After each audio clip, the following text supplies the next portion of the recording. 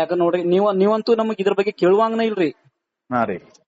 ಯಾಕಂದ್ರ ನೀವಂತೂ ಇದ್ರ ಬಗ್ಗೆ ಯಾವುದೇ ರೀತಿ ಮಾತಾಡ್ಲೇಬಾರ್ದು. ಯಾಕಂದ್ರ ಲಕ್ಷ್ಮೀಬಾಯಿ ಅವ್ರ ಅಂತ ಆಯ್ತು ಬರುದ್ ಬೇಡ ಹಂಗಂದ್ರ 7A ಕ್ಲಿಯರ್ ಆಗೋ ಕ್ಲಿಯರ್ ಆದ್ಮೇಲೆ ಇದು ಮಾಡ. 7A ಕ್ಲಿಯರ್ ಆದ್ಮೇಲ್ರಿ ನಿಂದಂತಾದ್ರೆ ನೀ ಮಾಡ್ಕೋ.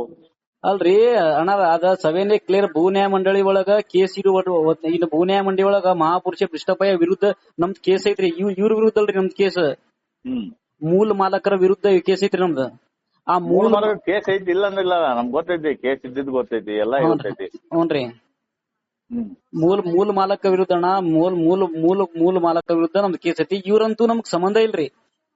ಯಾರ ಇವ್ರ ಲಕ್ಷ್ಮೀಬಾಯಿ ಅವ್ರಂತೂ ನಮ್ಗ್ ಸಂಬಂಧ ಇಲ್ಲ. ಮತ್ ಸಂಬಂಧ ಇಲ್ಲ ಅಂದ್ರೆ ಫೋನ್ ಯಾಕೆ ಹಚ್ಚಿದ್ರಿ ಅವ್ರಿಗೆ?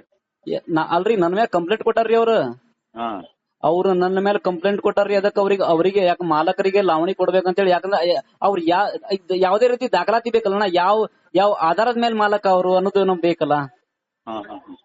ಯಾವ ಆಧಾರದಿಂದ ಬಂದ್ರ? ಯಾಕಂದ್ರೆ 2014 ಪಾಪ ಫಸ್ಟ್ ಚಿಕ್ಕಣ್ಣ ನಿನ್ ಹೊಲ ನಿಮ್ದು ಉತ್ತಾರನಾಗ ಬರ್ಬೇಕಲ್ರಿ ನೀವು? ಹಂಗಲ್ಲಣ್ಣ, ಉತ್ತಾರನಾಗ ಬರ್ಬೇಕಂದ್ರೆ ಆರ್ಡರ್ ಕಾಪಿ ಇರಬೇಕಲ್ಲ.